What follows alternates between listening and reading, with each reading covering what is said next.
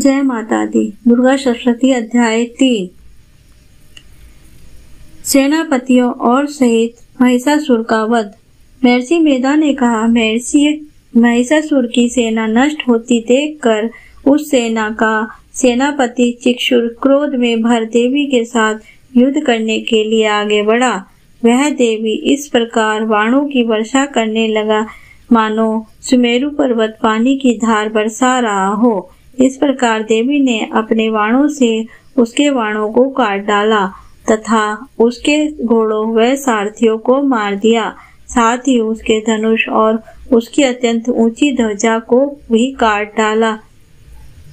उसका धनुष कट जाने के पश्चात उसके शरीर के अंगों को भी अपने बाणों से बीन दिया। धनुष, घोड़ों और सारथियों के नष्ट हो जाने पर वह असुर ढाल और तलवार लेकर देवी की तरफ आया। उसने अपनी तीक्ष्ण धार वाली तलवार से देवी के सिंह पर मस्तक पर प्रहार किया और बड़े वेग से देवी की बाईं और भुजा पर वार किया, किंतु देवी की बाईं भुजा को छूते ही उस दैत्य की तलवार टूटकर 2 टुकड़े हो गई। इससे दैत्य ने क्रोध में भरकर शूल हाथ में लिया और उसे भद्रकाली देवी की ओर फेंका। देवी की ओर दाते हुए वह शूल आकाश से गिरते हुए सूर्य के समान प्रज्वलित हो उठा।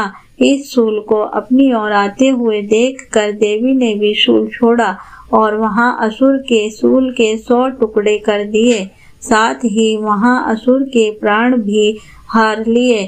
चिक्षुर के मरने पर देवताओं को सुख देने वाला चामर देवा नामक दैत्य हाथी पर सवार होकर देवी से लड़ने के लिए आया और उसने आने के साथ ही शक्ति पर प्रहार किया, किंतु देवी ने अपने हुंकार से उसे तोड़कर पृथ्वी पर डाल दिया। शक्ति को टूटा हुआ देखकर दैत्य ने क्रोध से लाल होकर शूल को चला दिया, किंतु देवी ने उसको भी काट दिया। इतने में देवी का सिंह उछलकर हाथी के मस्तक पर सवार हो गया और दैत्य के साथ बहुत ही तीव्र युद्ध करने लगा। फिर वह दोनों लड़ते हुए हाथियों पर से पृथ्वी पर आ गिरे और दोनों बड़े क्रोध से लड़ने लगे।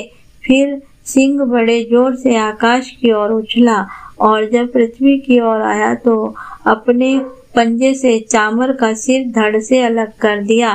क्रोध से भरी हुई देवी ने शिला और वृक्ष आदि को चोटों से उग्र को भी मार दिया। कराल को, दांतों को और थप्पड़ों से चूर कर डाला। क्रुद्ध हुई देवी ने गदा के प्रहार से उद्धत दैत्य को मार गिराया। बिंदीपाल ने वाष्पकल को बाणों से ताम्र तथा अंधक को मौत के घाट उतार दिया। तीनों नेत्रों वाली परमेश्वरी ने त्रिशूल से उग्रास्य, उग्रवीर्य और महाहनु नामक राक्षसों को मार गिराया। उसने अपनी तलवार से विडाल नामक दैत्य का सिर काट डाला तथा अपने बाणों से दुर्ह और दुर्मुख राक्षसों को यमलोक को पहुंचा दिया। इस प्रकार जब महिषासुर ने देखा कि देवी ने मेरी सेना को नष्ट कर दिया है, तो वह भैंसे का रूप धारण कर देवी के गणों को दुख देने लगा। उन गणों में कितनों को उसने मुख के प्रहार से, कितनों को खुरों से, कितनों को पूंछ से, कितनों को सींगों से, बहुतों को दौड़ाने के वेग से, सिंहनाद से, कितनों को चक्कर देकर और कितनों को श्वास वायु के झोंकों से पृथ्वी पर गिरा दिया। वह दैत्य इस प्रकार गणों की सेना को गिरा देवी के सिंह को मारने के लिए दौड़ा। इस पर देवी को बड़ा गुस्सा आया। उधर दैत्य भी क्रोध में भरकर धरती को खुरों से खोदने लगा तथा सिंगों से पर्वतों की आवाज उखाड़ उखाड़ कर धरती पर फेंकने लगा और मुख से शब्द करने लगा। महिषासुर के वेग से चक्कर देने के कारण पृथ्वी क्षुब्ध होकर फटने लगी। उसकी पूंछ से टकराकर समुद्र चारों ओर फैलने लगा। हिलते हुए सिंगों के आघात से मेघ खंड खंड हो गए और श्वास से आकाश में उड़ते हुए पर्वत फटने लगे। इस तरह क्रोध में भरे हुए राक्षस को देख चंडिका को बहुत क्रोध आया और वह उसे मारने के लिए क्रोध में भर गई। देवी ने पाश फेंककर दैत्यों को बांध दिया और उनसे बंध जाने पर दैत्यों का रूप त्याग दिया और सिंह का रूप बना लिया। और जो ही देवी उसका सिर काटने के लिए तैयार हुई तो उसने पुरुष का रूप बना लिया जो कि हाथ में तलवार लिए हुए था।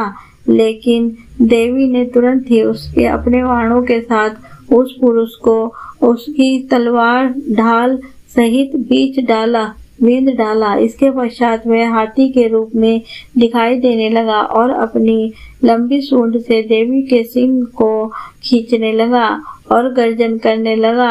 देवी ने अपनी तलवार से उसकी सूंड काट डाली। तो जब राक्षस ने एक बार फिर भैंसे का रूप धारण कर लिया और पहले की तरह चर अचर जीवों सहित समस्त त्रिलोकी को व्याकुल करने लगा। इसके पश्चात क्रोध में भरी हुई देवी बारंबार उत्तम मधु का पान करने लगी और लाल लाल नेत्र करके हंसने लगी। उधर बलवीर्य तथा मद के से क्रुद्ध हुआ दैत्य भी गरजने लगा। अपने सिंगों से देवी पर पर्वतों को फेंकने लगा। देवी अपने बाणों से उसके फेंके हुए पर्वतों को चूर करती हुई बोली, ओह मूढ़, जब तक मैं मधुपान कर रही हूँ तब तू गरज ले और इसके पश्चात मेरे हाथों तेरी मृत्यु हो जाने पर देवता गरजेंगे। महर्षि मेधा ने कहा। यों कहकर देवी उछलकर उस दैत्य पर जा चढ़ी और उसको अपने पैर से दबाकर शूल से उसके गले पर आघात किया। देवी के पैर से देखने पर भी दैत्य अपने दूसरे रूप से अपने मुख से बाहर होने लगे। अभी वह आधा ही बाहर निकला था कि देवी ने अपने प्रभाव से उसे रोक दिया। जब वह आधा निकला हुआ था ही दैत्य युद्ध करने लगा तो देवी ने अपनी तलवार से उसका सिर काट दिया। इसके पश्चात सारी राक्षस सेना हाहाकार करती हुई वहां से भाग खड़ी हुई और सब देवता अत्यंत प्रसन्न हुए और ऋषि महर्षियों सहित देवी की स्तुति करने लगे। गंधर्व राज गान करने लगा तथा अप्सराएं नृत्य करने लगी। बोलो प्रेम से बोलो जय माता दी। दोस्तों, अगर आपको मेरी यह वीडियो अच्छी लगे तो वीडियो को लाइक, सब्सक्राइब एंड शेयर करें। कमेंट्स बॉक्स में जय माता दी लिखें और अपना बेल आइकन के बटन को दबाएं ताकि आपको आने वाली वीडियो का नोटिफिकेशन मिलता रहे। वीडियो के डिस्क्रिप्शन बॉक्स में अन्य वीडियो का लिंक दिया गया है, वहां आप जाकर वॉच कर सकते हैं। वीडियो के अंत तक बने रहने के लिए आपका बहुत बहुत धन्यवाद। जय माता दी।